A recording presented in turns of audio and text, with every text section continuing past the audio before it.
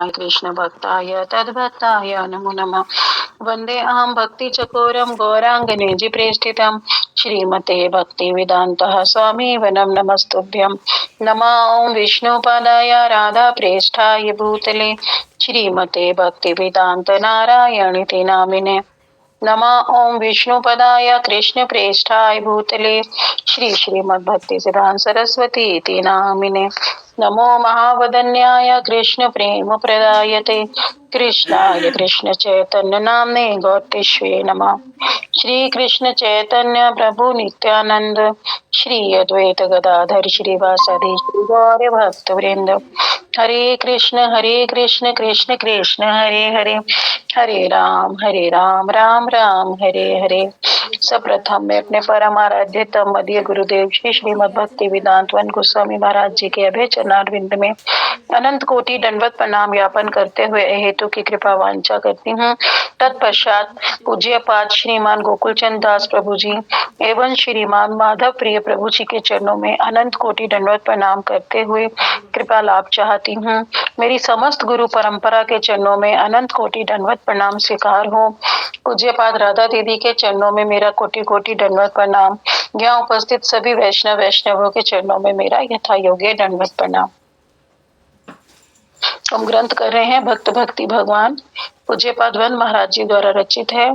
गुरुदेव भी मेरे हृदय में आकर जो भी कुछ श्रवण कराना चाहेंगे, जो भी कुछ कहलवाना चाहेंगे वो ही कराएंगे। मेरी कोई योग्यता नहीं है, एक एक शब्द उन्हीं का है, उन्हीं की भाषा का मैं चरित्र चरवन यहाँ पर कर रही हूँ। तो हमने पढ़ा अभी उद्धव जी, हम पढ़ रहे हैं 5वें स्तर के हैं प्रेमातुर भक्त उद्धव जी, जिनको क्या है, लोभ है गोपियों के प्रेम के प्रति। अभी तक जो हमने पढ़ा किसी को भी, चाहे हमने अभी ध्रुव महाराज जी का पढ़ा, हनुमान जी का पढ़ा, अम्बरीश महाराज जी पढ़े, हमने पांडवों का पढ़ा, प्रेम पर भक्त थे वो, पर इन सबको गोपियों के प्रेम के प्रति रुचि नहीं हुई थी। इन्हें कह रहे हैं उद्धव जी को क्या हुई, गोपियों के प्रेम के प्रति लोभ हुआ। तो उसको हम पढ़ते चले जा रहे हैं। इसमें बहुत सारी चीजें गुरुदेव ने क्लियर भी कर दी कि कैसा भक्ति होनी चाहिए, ब्रजवास क्या है, गोलोक वृंदावन कितना सुंदर है। कल हमने पढ़ा कृष्ण कितने मधुर हैं, और फिर कितना कह रहे हैं कि मैंने क्या देखा भजन में आज, है ना, कदम्ब कानन ने मेरे को क्या दर्शन हुए सिंहासन के। तो कल हमने जो भी क्लास ली उसमें सारा का सारा गुरुदेव ने बड़े सुंदर रूप से गोकुल धाम का चित्रण किया था, और कैसा वृंदावन है, कैसे जमुना जी है, कैसे वहाँ के ग्वाल बाल हैं, और कैसे भक्त होते हैं, कैसे वहाँ वो जानते हैं, कैसे दर्शन करते हैं। सिद्धि लालसा का भी कीर्तन हमने किया, धामवासी जने प्रणत करिया मांगी कृपा रलेश, है ना। तो अभी आज अब बता रहे हैं कि कृष्ण द्वारा स्वयं को गोपियों का ऋणी मानना। अब गुरुदेव ये भी कमेंट्री बता रहे हैं कि गोपियों का प्रेम कितना ऊंचा प्रेम है ना गोपियों का, कि गोपियां कुछ चाहती ही नहीं, वो कहती है कि हम अशुल्क दासिका हैं, कृष्ण तुम्हारी, हम तो तुम्हारी किसी सेवा का शुल्क भी नहीं लेती, और हमें तुम्हारे प्रेम के बदले में कुछ चाहिए भी नहीं। तभी तो कृष्ण कह रहे हैं मेरे और भक्त हैं, किसी को मैं कुछ दे देता हूँ, किसी को कुछ दे देता हूँ, पर गोपियों तुम्हारे प्रेम का तो मैं ऋण चुका ही नहीं सकता। क्यों? क्योंकि जो तुम्हारा प्रेम है ना वो एकांतिक प्रेम है। तुम्हें अपने भाई बंधु संसार सब छोड़कर, कलंक लेकर भी तुमने मेरा भजन किया, मुझसे प्रेम किया, किंतु मैं तो एकांतिक नहीं हो सकता। क्यों? क्योंकि मेरे पास तो बहुत सारे भक्त हैं, मेरे तो इतने अनंत कोटि भक्त हैं, मैं कैसे एकांतिक हो जाऊं। तो मैं कृष्ण कह रहे हैं गोपियों से, मैं ना पारे हम निर्बद्ध संयुजाम, कि मैं नहीं तुम्हारे प्रेम का चुका सकता। तो दशम स्कंद में व्यासदेव जी ने बताया भागवतम के ब्रजवासियों के प्रेम की महिमा का गान, और प्रयोजन तत्व बता दिया। प्रयोजन क्या है हमारा? कृष्ण प्रेम।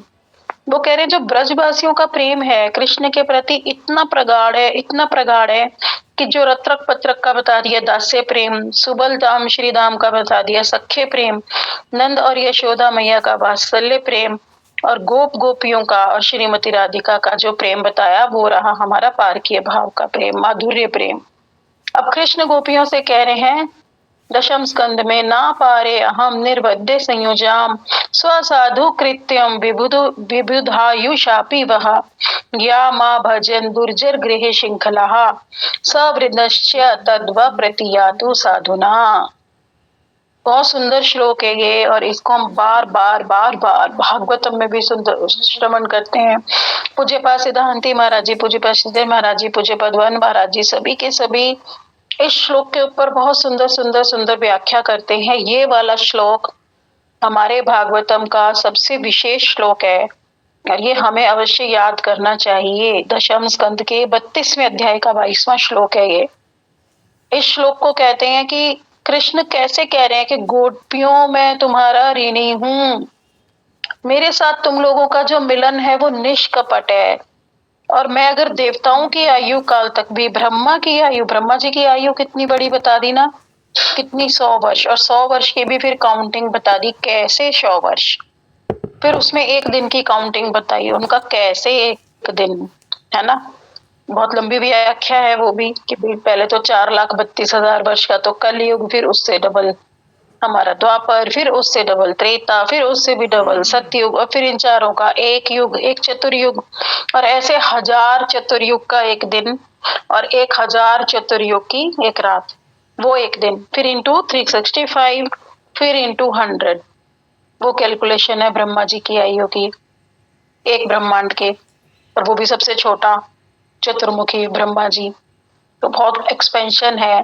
तो कह रहे मैं अगर उतना भी करूं ना तुम्हारी सेवा, तुम लोगों के साधु कर्मों का, फिर भी मैं प्रतिदान करने में समर्थ नहीं, क्योंकि तुम्हारे जो साधु कर्म है किस प्रकार के हैं, जो जो संसार की बाधाएं है ना, जो संसार की हमारी गृह श्रृंखलाएं होती हैं, स्त्रियों की, कुलीन जातियों की जो स्त्रियां होती हैं, उनके ऊपर गृह की श्रृंखलाएं होती हैं, बाधाएं होती हैं, दुर्जर और कठिन और ना टूटने वाली घर गृहस्थी की श्रृंखलाएं कह रही हैं कि स्त्री कैसी होती है, उसे अपने पति के साथ ही जाना चाहिए, पति का ही संग करना चाहिए, पुत्र का संग करना चाहिए, उनके साथ ही जाना चाहिए, अकेले कहीं जाना नहीं चाहिए, किसी पर पुरुष से संबंध रखना नहीं चाहिए, घर में सबका कहना मानना चाहिए। उन्हें तो समाज कितनी कलंकिनी बोल देता है उसको, तो उन्होंने कलंक की भी परवाह नहीं की।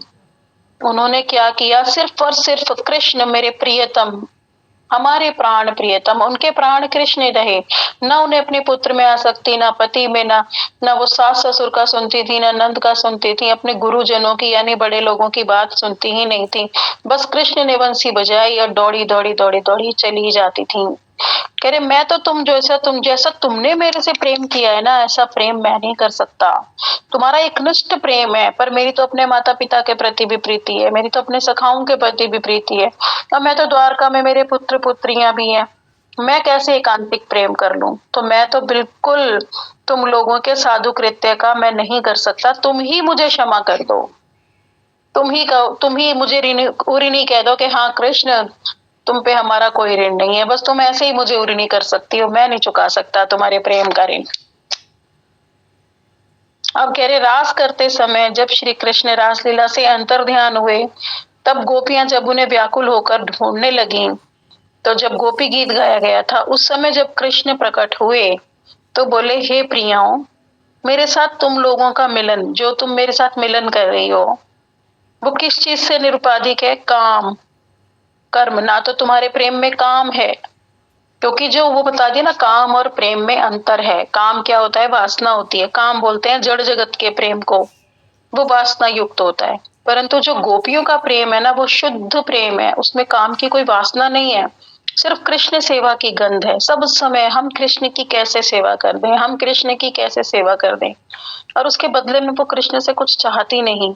काम तो ये होता है ना, पुरुष भी स्त्री से कुछ चाहती है, स्त्री भी पुरुष से कुछ चाहता है, तो वो होता है हमारी वासना, काम की गंध। पर उनके अंदर बिल्कुल निष्काम है उनका प्रेम, बार बार शब्द यूज किया जाता है निष्काम प्रेम, है ना, तो उनका प्रेम है निष्काम। फिर कर्म, किसी कर्म से भी रहित है। कर्म से कैसे रहित, देखो इसकी इतनी सुंदर व्याख्या गुरुदेव करते हैं कि जब ये वाला आता है ना गोपियों का और उद्धव जी का प्रसंग जब आता है कि एक बार नारद जी गए थे जब, कि भाई कृष्ण ने लीला की ये दिखाने के लिए कि कौन मेरा सर्वश्रेष्ठ भक्त है, तो वो द्वारका जी में बीमार हो गए थे, तो बीमार हो गए तो उनसे सबने वैद्यों ने उपचार किया, वो ठीक नहीं हो रहे, ठीक नहीं हो रहे। तब फिर उन्होंने कहा कि किसी भक्त की जो रज लेकर आओगे वो मेरे शीश पर लगाओगे, तभी जाके मेरी ये पीड़ा हरी जाएगी। तो द्वारका की महिषियों ने, उनकी पत्नियों ने मना कर दिया। नहीं नहीं, हम तो अपने चरण की धूली नहीं दे सकते, हमें तो जो है नरक की प्रताड़ना झेलनी पड़ जाएगी।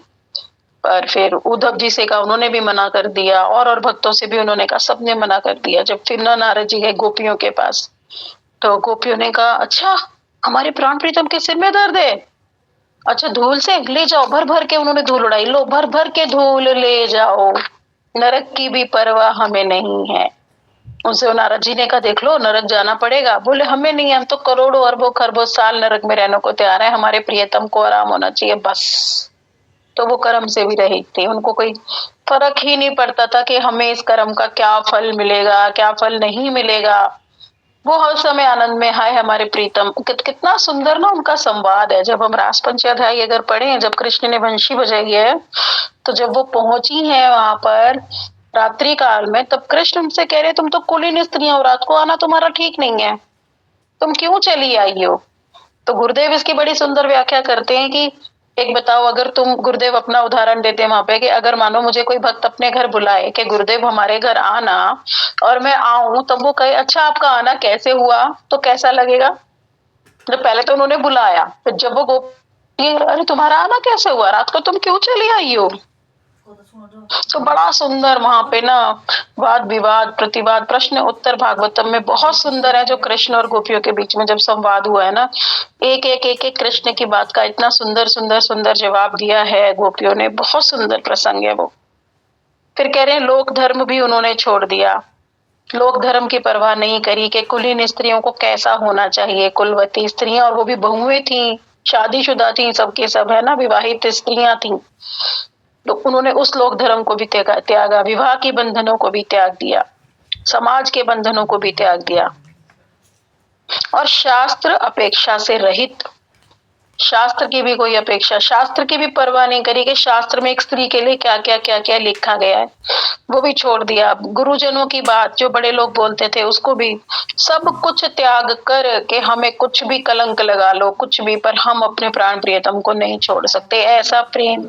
तो कह रहे इस सब से रहित होने के कारण वो प्रेम निरुपाधिक है, यानी इतना निर्मल, इतना निर्दोष, किसी भी उपाधि से रहित, कुछ नहीं, एकमात्र शुद्ध निर्मल प्रेम, बिल्कुल खरा, कुछ भी चीज उसमें मिश्रित है ही नहीं। तो तुम क्या है, वो कह रहे हैं गोपियों से, हे गोपियों, तुम स्वभाव से ही साधु हो, इसलिए मैं अगर देवताओं जैसी परम आयु भी प्राप्त कर लूं, और ब्रह्मा जी जितनी भी आयु प्राप्त करके, और तुम्हारी अगर मैं इसका ऋण चुकाना चाहूं कुछ भी करके, तो मैं कुछ भी करके तुम्हारा ऋण शोधन करने में असमर्थ हूं। मैं तुम्हारे इस साधु कृत्य का कभी भी ऋण नहीं चुका सकता। अब इसका कारण बता रहे हैं गुरुदेव, कह रहे तुम लोगों ने जो दृढ़ गृहस्थ श्रृंखलाओं को तोड़ा, पति ससुर पिता भाई, इन सबका जो स्नेह था, वो बंधन था, उस तक को छिन्न भिन्न कर दिया तुमने, तुमने मेरा भजन किया। फिर कह रहे हैं इसीलिए मेरी ये प्रतिज्ञा है, ये यथा माम प्रपद्यन्ते तातत तथैव भजाम्य हम, तास तथैव भजाम्य हम, अर्थात जो जिस भाव से मेरा भजन करता है, मैं भी उसे उसी रूप में भजता हूँ। अब वो कितना सुंदर कह रहे हैं कि मैं अपने भक्तों को वही देता हूँ, जितनी मात्रा में मेरा भक्त मुझे चाहता है, उतनी ही मात्रा में मैं उसका हो जाता हूँ। कह रहे किंतु तुम्हारे समक्ष तो मेरी ये जो प्रतिज्ञा है ना, ये भी बेकार हो गई, क्योंकि मैं तो, तुम जिस मात्रा में मुझे भजती हो, मैं उस मात्रा में तुम्हें भजने में ही असमर्थ हूँ। तो किंतु तुम्हारे समक्ष में अपनी प्रतिज्ञा से क्या हुआ, विच्युत हो गया, मैं नहीं कर पा रहा अपनी प्रतिज्ञा को भी पूरा। तो तुम लोग क्या करो, अपने ही साधु गुण के द्वारा मुझे जो है ऋणी कर दो, मुझे कह दो कि हाँ तुम ऋण मुक्त हो गए कृष्ण, तुम ही कह दो कि मेरा हमारा कोई ऋण नहीं है, क्योंकि मैं तो नहीं चुका पाऊंगा। शास्त्रों के भी नियमों का त्याग करना एक जीव के लिए कठिन होता है, पर वो कह रहे हैं कि तुमने तो मेरे लिए समाज के शास्त्रों के नियम की अवहेलना कर दी, गुरुजनों की अवहेलना कर दी, गृहस्थ की श्रृंखलाएं छोड़ दी, तुमने मेरी कितनी सेवा की है, हे श्रीमती राधिका, कैसे मैं तुम्हारा ऋण चुकाऊं। तो ये वाला श्लोक बहुत इंपॉर्टेंट है, ना पारे अहम निर्वध्य संयोजम। बार बार इसका जो जरूर भागवतम में आप श्रवण करोगे, कोई भी महाराज जी कथा करें, इसको अवश्य सुनाया जाता है जब गोपियों का प्रसंग आता है ना। आप बता रहे हैं ब्रजवासियों के प्रेम की विशेषता, कि उनका प्रेम है कैसा। ब्रज में दो प्रकार का सेवा भाव है, एक है संबंध आत्मिकता भक्ति और एक है कामात्मिका भक्ति। तो जो संबंध से होगी, ये हमारा पहले भी आया था, इसे हमने संक्षेप में पढ़ा था पहले भी, कि संबंध से कौन सी भक्ति होती है ब्रज में। संबंध से क्या, जैसे रत्रक पत्रक, उनका क्या संबंध है, दास का संबंध। सुबल श्रीदाम, उनका कौन सा संबंध है कि वो उनके सखा हैं, तो उनको सख्य प्रेम है कृष्ण के साथ। और जो नंद बाबा और यशोदा मैया हैं, उनका क्या संबंध है, वात्सल्य प्रेम का। तो वो क्या करते हैं, वात्सल्य प्रेम करते हैं। तो वो हो गया हमारा संबंध के अनुसार प्रेम, उसको हम कहेंगे संबंध आत्मिका, है ना। और जो हमारी कामात्मिका भक्ति आ रही है, वो होती है गोपियों की। उसमें दो प्रकार की गोपियां होती है हमारी, संभोग इच्छामयी और तत्त भाव इच्छामयी। तो जो संभोग इच्छामयी गोपियां होंगी, वो गोपियां हैं जिसके साथ कृष्ण रास करते हैं। और जो तत्त भाव इच्छामयी भक्ति है, वो है मंजरियों की, राधा दास्यम की, वो राधा दास्यम है उनके अंदर। और ये जो तत्त भाव इच्छामयी है ना, ये एकमात्र रूप गोस्वामी ने बताई हमें, उससे पहले तो कभी किसी ने प्रकाशित की ही नहीं। परखिया भाव है ये, और वो भी राधा दास्यम भाव। फिर कह रहे हैं इसमें भक्ति केवल क्या है, श्रीमती राधिका की अत्यंत निकट और प्राण प्रिय सखियां रूप मंजरी और रति मंजरी आदि के हृदय में होती है, यही मंजरी भाव कहलाता है। मंजरियां क्या होती हैं, कृष्ण राधिका की ऐसी सेवा एकाग्रता, प्रबलता और अंतरंग भाव से करती हैं। इसके लिए बड़ा सुंदर हमारे सभी गोस्वामी वर्ग कथा भी सुनाते हैं, इसमें हम श्रवण करते हैं बार बार। तो कैसी है मंजरियां, मंजरियों के विषय में जब रूप मंजरी की कथा सुनाई जाती है ना, तत् भाव इच्छामयी का अर्थ हम समझेंगे, तत् भाव यानी तत् यानी राधा जी, तत् यानी कृष्ण जी, है ना, दोनों। तत् भाव, उनके जो भाव है आपस में, जो एक दूसरे से उनका प्रेम हो रहा है ना, उसमें जो उनका प्रेम का आदान प्रदान हो रहा है, उसमें जो उनके भाव आ रहे हैं, तो वो भाव एज इट इज जो मंजरियां हैं वो ग्रहण करती हैं, उनको वो फील होता है। जो वो फील करते हैं, उनके हृदय को मंजरियां फील करती हैं। तो उनका हृदय और उनका एकात्म हृदय है उनका राधा रानी के साथ। तो इसके लिए बड़ा सुंदर एग्जाम्पल भी हमें रूप गोस्वामी तिथि पे अवश्य श्रवण कराया जाता है कि जब रूप गोस्वामी एक बार परखिया भाव है ब्रज में, तो उनके गाल पे एक बार उसका चिन्ह था, उसके लिए स्टोरी भी वो सुनाते हैं, मेरा उसमें अधिकार है नहीं, थोड़ा सा यहाँ पे अंकित मात्र दे दूंगी मैं कि एक बार कृष्ण ने पान खाते हुए राधा जी को गाल पे चुंबन किया था। तो राधा जी के यहाँ पे जब पान का निशान बना, तो वो ही पान का निशान रूप मंजरी के गाल पे भी बन गया। और तो फिर उनसे कह रही है उनकी सखी, अरे सखी तेरा तो पति पर दूसरे गांव गया हुआ है, तो तेरे गाल पे ये चिन्ह किसने बना दिया। तो ये इसी बात को वो बताने के लिए, एक्सप्लेन करने के लिए कि राधा रानी और कृष्ण का जो मिलन होता है, उसकी फीलिंग मंजरियों में भी एज इट इज फ्लो करती है। तो वो ही मंजरियां आस्वादन करती हैं राधा और कृष्ण का युगल किशोर का मिलन। तो ये इसको बता दिया, ये है तत्त भाव इच्छामयी, ये संभोग इच्छामयी नहीं है। संभोग तो दूसरा होता है जो सखियां करती हैं, कृष्ण के साथ पर्सनल मिलन करती हैं, पर मंजरियों का कृष्ण के साथ पर्सनल मिलन नहीं है। मंजरियां उनका मिलन कराती हैं, वो एकांतिक राधा निष्ठा रखती हैं, सिर्फ राधा पक्षीय होती हैं वो। और जो होती है ना संभोग इच्छामयी, वो होती हैं उभय पक्षा, कि वो जो है कृष्ण की भी होती हैं, राधा की भी होती हैं, है ना। जैसे ललिता विशाखा आदि, ये सब उभय पक्षा सखियां होती हैं। और ये जो एकांतिकी होती हैं, ये मंजरियां होती हैं, जो सिर्फ राधा पक्षीय गोपियां होती हैं। अब कह रहे हैं उद्धव जी ने वृंदावन जाकर ब्रजवासियों के सेवा भाव के दर्शन किए।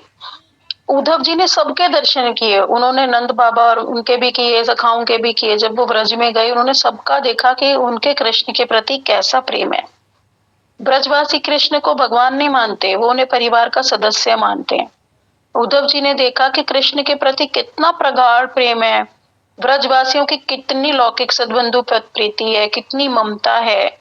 तो उद्धव जी तो ब्रज प्रेम को जानते ही नहीं थे, अनभिज्ञ थे, उन्हें पता ही नहीं था कि ब्रज में इतना प्रेम है, क्योंकि वो तो द्वारका के परिकर थे। द्वारका में तो कृष्ण के प्रति ऐश्वर्य भाव था, वहां तो लौकिक सद्बंधुवत प्रीति नहीं थी उनके साथ। तो उन्होंने जब गए वहां पर ब्रज में, जब उन्होंने एंटर किया उद्धव जी ने, तो वहां पे योग माया ने दो प्रकार की लीला एकदम से उनको, पहले तो उन्होंने वृंदावन के उन्हें दर्शन कराए जो कृष्ण के, एक दो थी लीलाएं, एक संयोगमयी प्रेम लीला और एक वियोगमयी प्रेम लीला। तो क्या था कि हम भागवतम में भी पढ़ेंगे, जब हम उद्धव जी वहां पे पढ़ेंगे 11वें सकंद में है कि 11वां, उसमें चैप्टर नेम मैं भूल गई, 1 मिनट। उद्धव जी का जब ललिता विशाखा, ये कौन सी सखियां हैं? उप सखियां, उभय पक्षी, उभय पक्षी, ओके। तो कह रहे हैं कि जो भागवतम में जो वक्ताओं ने अनेक कथाएं कही और सुनी, वो सब उसमें सुखदेव गोस्वामी पाद सर्वश्रेष्ठ वक्ता और सर्वश्रेष्ठ श्रोता कौन? राजा परीक्षित माने जाते हैं। राजा परीक्षित अत्यंत जिज्ञासु और दीन स्वभाव के थे और सुखदेव गोस्वामी के निर्देशों को ग्रहण करने की उनमें योग्यता थी। देखो, योग्य होना, श्रवण के योग्य होना इतना आवश्यक है, इतना आवश्यक है कि हम श्रवण के लिए कितने मतन मन धन सबसे उपस्थित हैं कि नहीं है। सारी चिंताओं को छोड़ के एकाग्र चित्त होके, दिमाग को बिल्कुल ब्लैंक करके कि बुद्धि में कुछ भी नहीं है, अब इस ना देह का संबंध है, ना परिवार का संबंध है, ना और ही कुछ इच्छा है हमारी कि हमें कुछ मिल जाए या कुछ हो जाए, कि हम एकमात्र भगवान को जानना चाहते हैं कि भगवान कौन है और हमारा परम श्रेय क्या है। भागवतम में 6 प्रश्न बताए ना कि क्या क्या उन्होंने शौनक आदि ऋषियों ने प्रश्न किए थे कि हमारा परम श्रेय क्या है, वो भगवान कैसे हैं, क्यों उन्होंने वासुदेव के घर में और उन्हीं के गर्भ से क्यों जन्म लिया। तो वो सिर्फ यही जानना चाहते हैं, भगवान हम जीवों पे कृपा कैसे करते हैं और हम कैसे भगवान को पाना चाहते हैं। पर उसके लिए श्रवण के लिए उतना उपस्थित होना चाहिए। तो कह रहे हैं वो उसमें राजा परीक्षित थे कि वो श्रवण के लिए पूर्ण रूप से, कह रहे ना, सर्वश्रेष्ठ श्रोता और सर्वश्रेष्ठ वक्ता सुखदेव गोस्वामी पाद। तो इसीलिए क्या है, क्योंकि राजा परीक्षित के, हमें भी तो योग्य होना चाहिए कि गुरुदेव हमें क्या देना चाहते हैं। गुरुदेव के पास तो बहुत कुछ है हमें देने के लिए, पर कोई योग्य शिष्य तो मिले कि वो भगवत वाणी हमें बता रहे हैं। और ये भी बहुत जरूरी है कि वो मैसेंजर जो भगवान का मैसेज देगा वो कितना श्रेष्ठ है, क्या वो एज इट इज भगवान का मैसेज हमें दे सकता है। तो वो ही तो दे पाएगा जो खुद उसमें प्रतिष्ठित है, जो खुद भगवान को अच्छे से जानता है। तो उसी के लिए भी कह रहे हैं कि सर्वश्रेष्ठ वक्ता भी सुखदेव गोस्वामी पाद है। तो इसीलिए ये भी बहुत मैटर करता है कि हम किससे श्रवण कर रहे हैं। तो भगवान को अगर हम जानना चाहते हैं तो गुरुदेव को बहुत अटेंटिव होके, बिल्कुल एकांतिक भाव से, बिना किसी चिंता के हमें श्रवण करना चाहिए। भागवतम में कह रहे हैं कितनी सारी शिक्षाएं दी, कितनी बार बताया कि जीव श्रवण ही नहीं करना चाहते। किसी जीव की प्रवृत्ति कसाई जैसी होती है, जो पशु हत्या तो नहीं करते परंतु आत्मा की हत्या करते हैं, और उनका हृदय कसाई की तरह कठोर होता है। जो कथा ही नहीं श्रवण करते, कहते हैं जो कथा श्रवण नहीं करता वो अपनी आत्मा का वो करता है हत्या, उसको भी कसाई का कह रहे हैं। देखो गुरुदेव की वो भी कसाई है। इसके लिए श्लोक भी बता दिया ये श्रीमद् भागवतम के 10वें स्कंद का ही।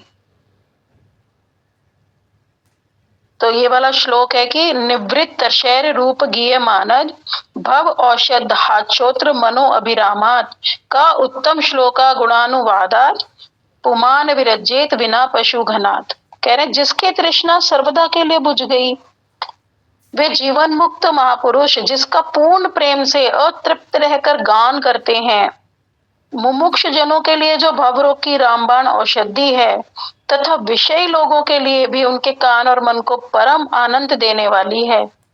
भगवान श्री कृष्ण चंद्र के ऐसे सुंदर सुगत रसीले गुणानुवाद से पशुघाती अथवा आत्मघाती मनुष्य के अतिरिक्त ऐसा कौन है जो विमुख हो जाए, उनसे प्रीति ना करे।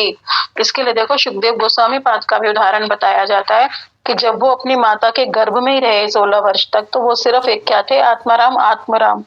तो वो क्या करते थे, वो सब में ध्यान में रहते थे, वो भी ब्रह्म ज्ञानी थे। वो कृष्ण की कथाओं को नहीं सुनना चाहते थे, वो उसी में आनंदित रहते थे कि हाँ जो मैंने प्राप्त करा है ना, मैं अपनी आत्मा में ही सुखी हूँ, मुझे और कुछ नहीं चाहिए। तो व्यास देव जी उन पे कृपा करते थे, व्यास देव जी उनके पीछे पीछे पीछे उन्हें श्लोक सुनाते थे भागवतम के। वरहा पीरम नटवर वपु करने कर्णिकारम, कृष्ण का रूप गान करते थे। तो उसका पूतना का भी सुना है कि कितने उदार है कृष्ण, कितने उदार है, अहो बकी स्तन कालकूटम।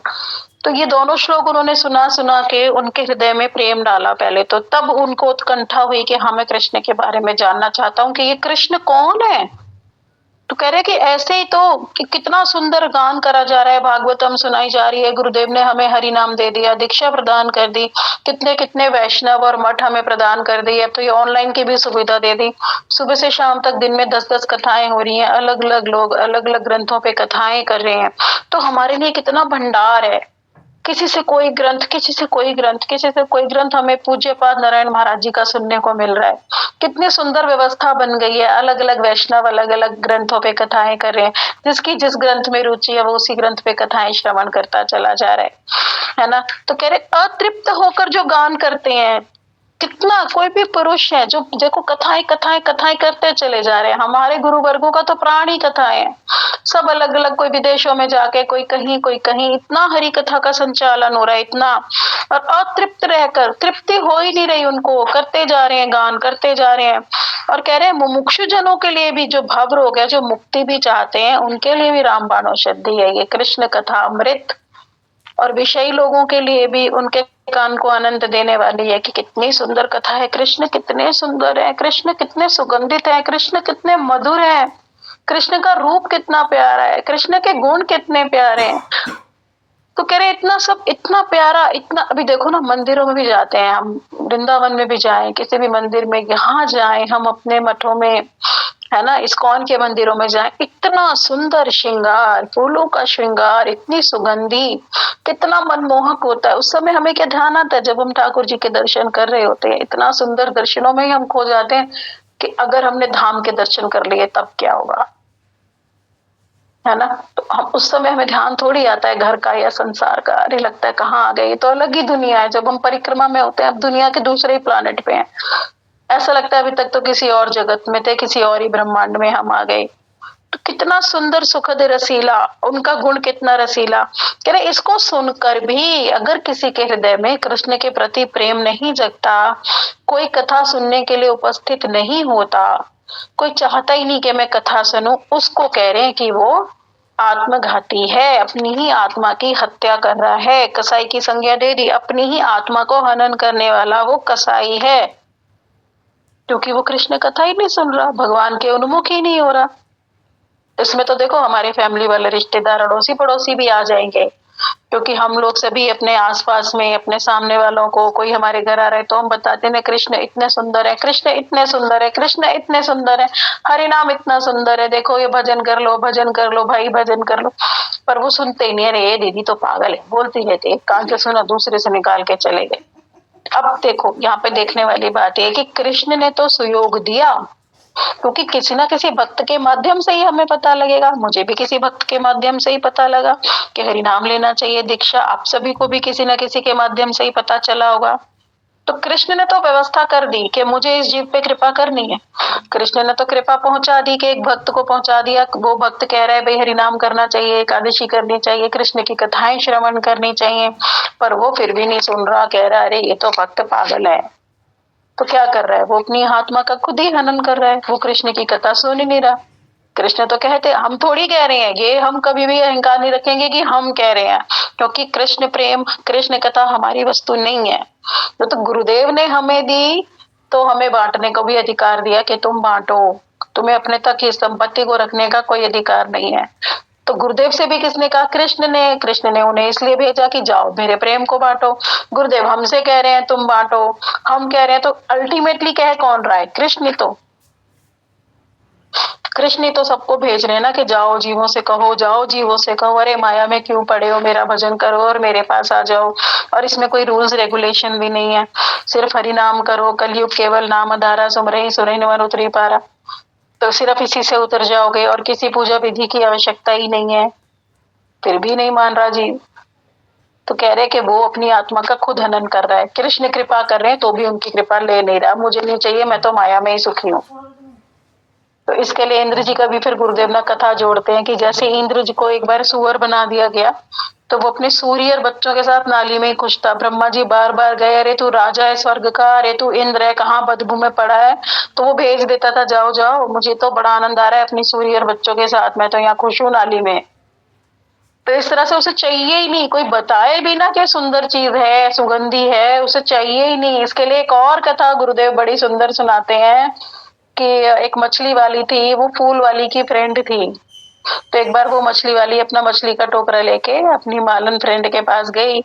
तो उसके पास वो सो रही थी, तो वो बेचैन हो रही थी रात को कि भाई मैं तो कैसे सोऊं, मुझे तो नींद नहीं आ रही। बोले क्यों नहीं आ रही? कह रही तेरे घर में खुशबू बहुत है, मुझे ना नींद नहीं आ रही। तो उसने जो फिर अपने मछली का टोकरा पास में रखे तब सोई, जब उसकी बदबू आई तभी। कहते उसे आनंद ही उसमें है, उसे माया ही अच्छी लग रही है, उसे कृष्ण कथा चाहिए नहीं है, कितना ही कह लो। गोबर के कीड़े की भी कथा सुनाते हैं ना, पर वो तो देखो तर गया था, उसे तो वो ले गया। तो इस तरह से बहुत सारी कथाएं हैं सुनाने के लिए, जिसको फिर एग्जाम्पल्स के द्वारा बताया जाता है कि कैसे जीव बार बार श्रवण करने पर भी अपनी आत्मा का ही हनन करता है। अब इस वाला श्लोक जो है ना, अहो बकी स्तन कालकूटम, जिसकी सुंदरता बता रहे हैं गुरुदेव कि कितने इस वाले श्लोक से ये पूरे भागवतम में जो ये वाला श्लोक है ना, अहो बकी स्तन कालकूटम, हर भागवतम में आप श्रवण करोगे जहां भी भागवतम होगी। क्यों? क्योंकि इस श्लोक के थ्रू ये बताया जाता है कि कृष्ण कितने करुणामय हैं, कितने करुणामय कि जो उनका हत्या करने आई, जो उन्हें मारने आई, कितने सारे असुर आए ना, अगासुर, बकासुर, शक्तासुर, बारी बारी से कृष्ण की हत्या करने के लिए ब्रज में आए, पर कोई लौटा नहीं। पर उन सबको भी तो मुक्ति दे ही दी थी कृष्ण ने। पर जब पूतना आई, क्योंकि वो क्या करके आई थी, माँ का वेश धारण करके आई थी। कह रहे अहो बकीय स्तन कालकूटम जिंघासया पायद्य साध्वी लेभे गतिम धात्र्युच्चिताम ततो अन्यम कम वा दयालुम शरणम व्रजेमा। आप लोग पढ़ना, भागवतम होगी सबके पास, तीसरे स्कंद के दूसरे अध्याय का 23वां श्लोक है ये, है ना, उसमें पढ़ के देखना। पूज्यपाद नारायण महाराज ने बहुत सुंदर व्याख्या की है इसकी। तेरे पापिनी पूतना ने अपने स्तनों में हलाहल विष लगाया था, जिससे कोई बच ही नहीं सकता, और बाल घातिनी थी वो, सारे बालकों का खून पीती थी वो।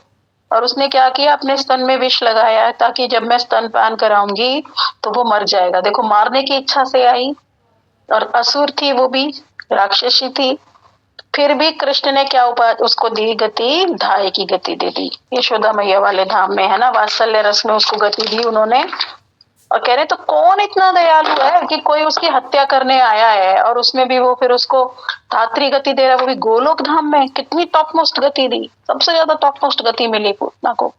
तो इसीलिए कह रहे हैं कि कृष्ण का भजन कर लो भाई, इतने दयालु हैं। उनको तो तुमने अगर द्वेष से भी तो भी उन्होंने तुम्हें मुक्ति दी है, तुम उनको अगर दुश्मनी से भी, शत्रु भाव से भी, तो भी वो मुक्ति दे रहे हैं, परम कल्याण है।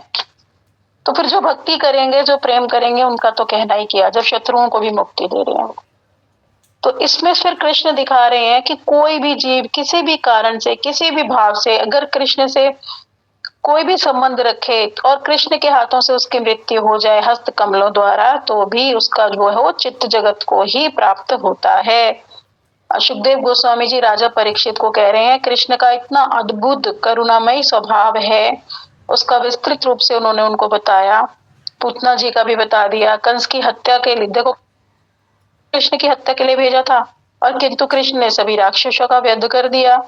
और कृष्ण भी जो है बहुत अच्छा, देखो कंस का भी ना बड़ा सुंदर, इसमें शायद आएगा आगे कि कंस के साथ हुआ क्या था। एक्चुअली कंस की बड़ी सुंदर कथा है, पता नहीं यहाँ पर है कि नहीं है। तो इसमें बता रहे कि कंस क्यों नहीं गया, मैं बता देती हूँ यहाँ पे, आगे शायद इसमें आएगा। वैसे कंस क्यों नहीं गए थे वहां पर, कि कंस ने जब इतने सारे राक्षस भेजे, असुर भेजे वहां पर कंस उसको मारने के लिए कृष्ण जी को, तो कंस, प्रश्न आता है कि कंस क्यों नहीं गया फिर वहां पर। कंस भी तो जा सकता था, इतना बलशाली था कि वो खुद जाकर उसको मारा थे कृष्ण को।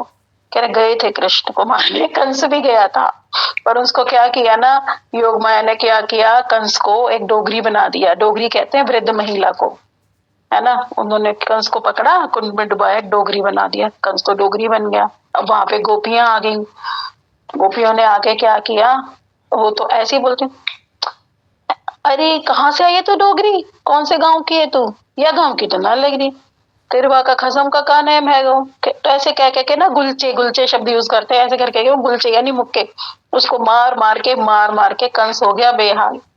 वो तो प्रार्थना करने लगा, हे योग माया जी कहाँ फंसा दिया मुझे, मुझे भेगो भेजो। बहुत प्रार्थना की उसने, तब उन्होंने योग माया ने उसे वापस डुबाया कुंड में। फिर वो वहां से जैसे तैसे अपनी जान बचा के भागा। तो कंस को तो बिल्कुल ये तो पता लग गया था कि ब्रज की धूल तो चमत्कारी है। अब वहां पे ना तो देखो कोई भी नहीं चला, किसका कोई भी असुर बचा नहीं, या कि पूतना भी मारी गई और इसको भी डोगरी बना के भगा दिया गया था।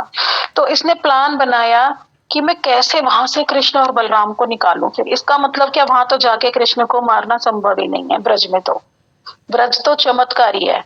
तो कह रहे कैसे मैं इस कृष्ण को ना वृंदावन से निकालकर मथुरा में ले आता हूँ, ऐसा करता हूँ मैं यहीं पे आके उसका वध करूं। तो उन्होंने एक सभा बुलाते हैं कंस, उसमें कालियावन होता है, जरासंध होता है, वो षड्यंत्र बनाते हैं कृष्ण की हत्या का कि कैसे हम उसे मारेंगे। हम ऐसा करते हैं, उसे मथुरा बुलाते हैं, कहते हैं उसको तो वहां तो मारना टेढ़ी खीर है भाई, हम नहीं मार पाएंगे।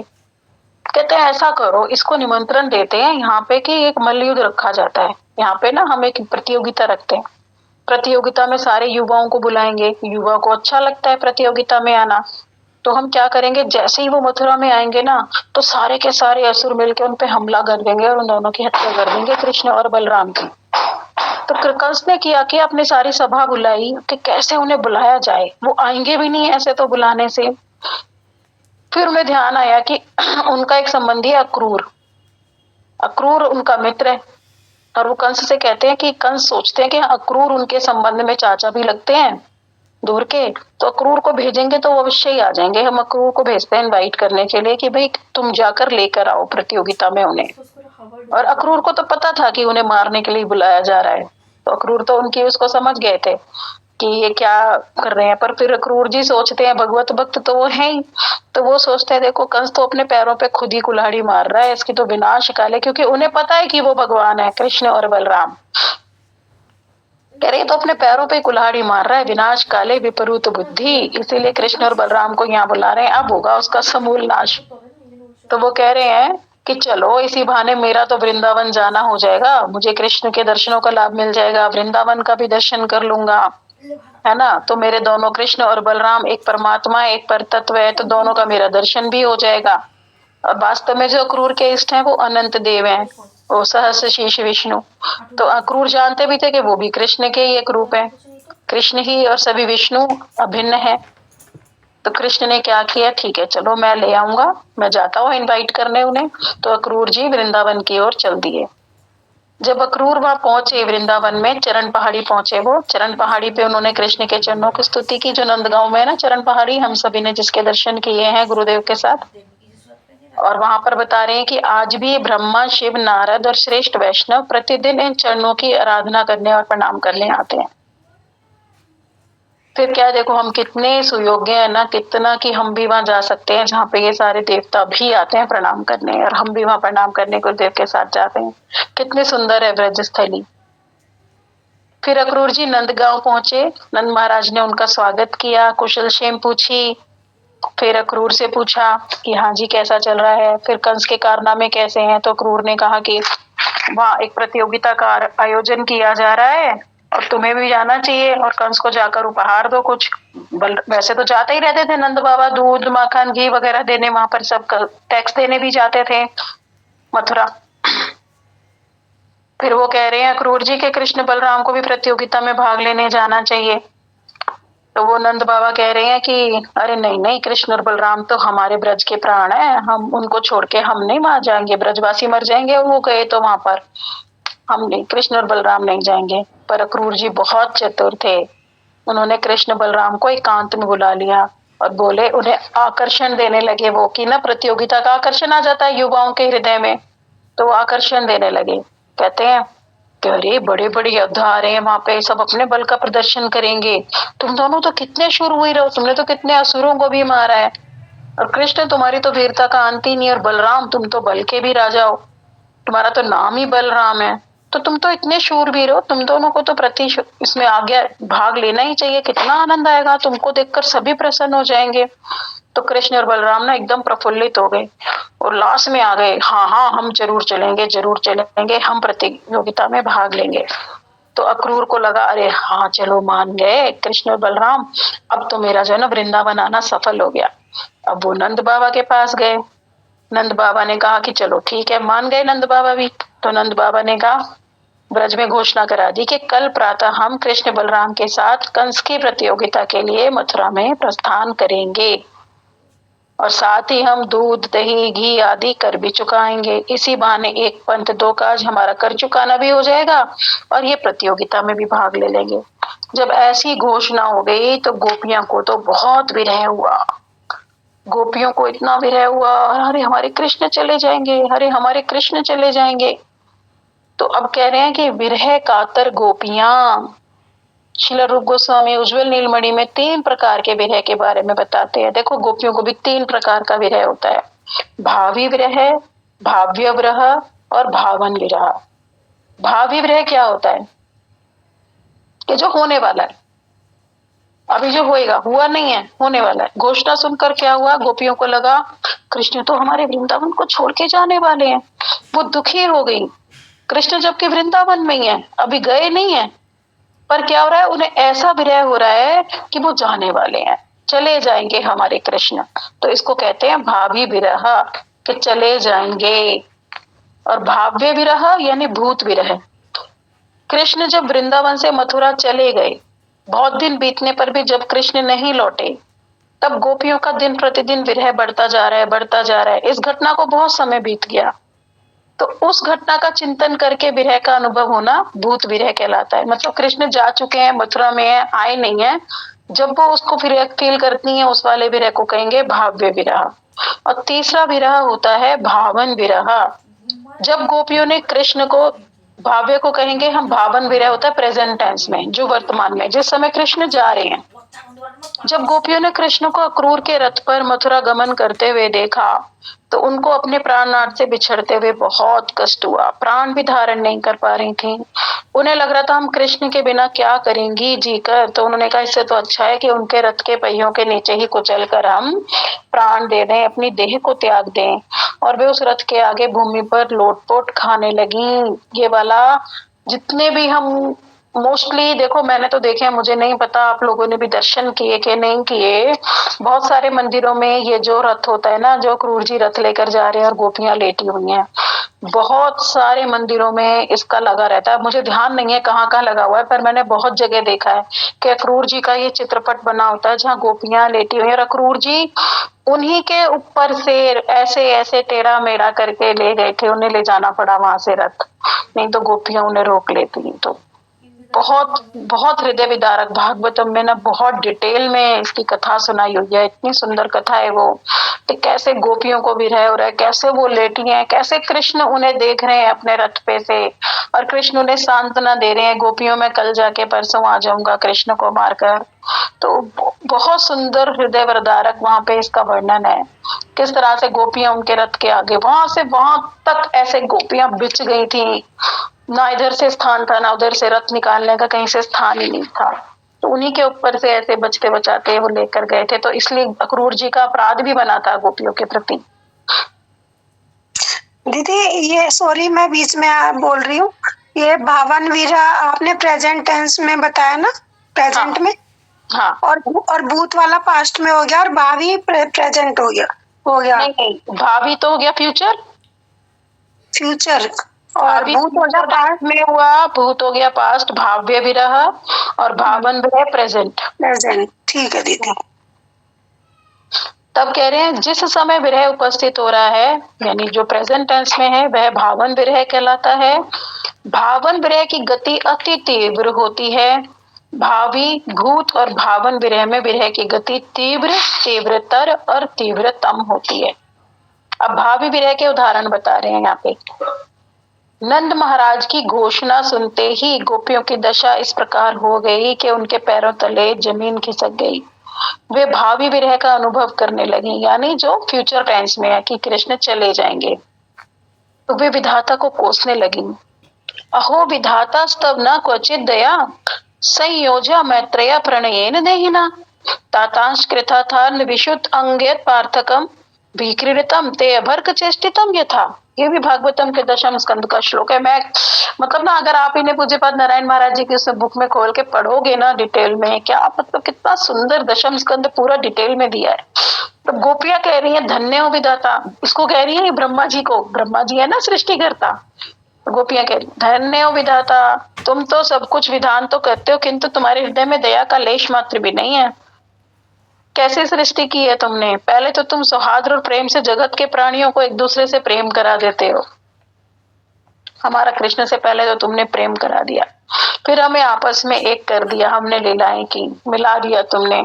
फिर हमारी आशा अभिलाषाएं पूरी भी नहीं हुई, तृप्त भी नहीं हुई, तुम उन्हें अलग कर देते हो जुदा। तुम तो बच्चों जैसा खिलवाड़ करते हो, जैसे बच्चे खेलते हैं ना, इसी तरह तुम हमारे साथ खेल रहे हो। तुम तो बच्चे जैसे हो, तुम्हें नहीं पता कि प्रेम होता क्या है, तुम तो प्रेमियों को ही अलग कर देते हो। फिर वो कह रही है, गोपियां ब्रह्मा से कह रही हैं, तुम बालक बुद्धि हो, बालक को भला ना करिए। ओ ब्रह्मा, तुम्हारा हृदय कितना कठोर है, कितने निर्दयी हो तुम बिल्कुल विचार शून्य हो, किसी की भावनाओं को नहीं समझते। तुम्हारे हृदय में बिल्कुल भी प्रेम दया है कि नहीं है? पहले तुमने कृष्ण के साथ हमारा गाढ़ प्रेम उत्पन्न किया, और जब हम पूर्ण विकसित भी नहीं हुआ हमारा प्रेम, कि तुम हमें कृष्ण से पृथक कर दिया, कृष्ण से जुदा कर रहे हो तुम हमें। अगले दिन प्रातः में ब्रह्म मुहूर्त में ही अक्रूर कृष्ण और बलराम के साथ रथ पे सवार होकर मथुरा की ओर गमन कर गए। नंद महाराज ने अन्य रथ पर भेंट की सामग्री, दूध, दही और घी आदि लेकर वहां से गमन किया। तब गोपियों ने रथ पर सवार हुए वे कृष्ण और बलराम को देखा तो उनके हृदय का बांध टूट गया। गोपियों के बारे में विशेष बता रहे हैं कि वे सभी प्रकार की लोक लज्जा, उस समय गोपियों ने सब लोक लज्जा छोड़ दी, धैर्य छोड़ दिया, सत्यत्व त्याग कर दिया, अपने ग्रहों से बाहर कर दौड़ी दौड़ी आई तीव्र गति से, और रथ के सामने लेटकर मार्ग को बाधित कर दिया। कुछ गोपियां रथ को पकड़े हुए थीं, विरह से अग्नि के दग्ध होकर जल रही थी वो विरह की अग्नि से, और कृष्ण और बलराम के समक्ष गिड़गिड़ाने लगी, हमें छोड़कर मत जाओ कृष्ण, हमें छोड़कर मत जाओ। गोपियों को विश्वास ही नहीं हो रहा था कृष्ण उनको छोड़कर वास्तव में मथुरा जा रहे हैं। उनके लिए तो उस विश्वास को करना भी ऐसा हो रहा था कि कृष्ण कैसे जा सकते हैं हमें छोड़ के, हमारी तो कृष्ण के प्रति इतनी प्रीति है, कैसे कृष्ण बलराम मत जाओ। पकड़ के खड़ी हो गई और अक्रूर रथ चलाते जा रहे हैं। गुरुदेव बहुत सुंदर व्याख्या करते हैं इसकी, जब वो इस विषय पर कथा करते हैं ना, आंखों से आंसू आने लगते हैं। अब कह रहे हैं कृष्ण ने गोपियों को सांत्वना दी। फिर गोपियां जब इसका क्रंदन कर रही हैं तो कृष्ण का भी हृदय द्रवीभूत हो जाता है। कहते हैं उनकी पीड़ा को शांत करने के लिए, हे ब्रज की गोपियों कृपया क्रंदन मत करो, हे गोपियों चिंता मत करो, मैं अति शीघ्र लौट कर आऊंगा, मथुरा पहुंचकर कंस का वध करके परसों ही लौट आऊंगा। इस प्रकार कृष्ण ने उन्हें सांत्वना दी। फिर कृष्ण कह रहे हैं कि कितनी संतप्त हो रही है मेरी गोपियां, कितनी संतप्त, तो मैं इनको कैसे, इनके हृदय में इतनी जलन हो रही है। तो वो कह रहे हैं अच्छा मैं आ जाऊंगा, तुम चिंता मत करो मत करो। अब ये कल पढ़ेंगे, बाकी अक्रूर का गोपियों के प्रति अपराध है, इसमें फिर वैष्णव अपराध का परिणाम भी लिया जाएगा, तो ये सब बताएंगे हम।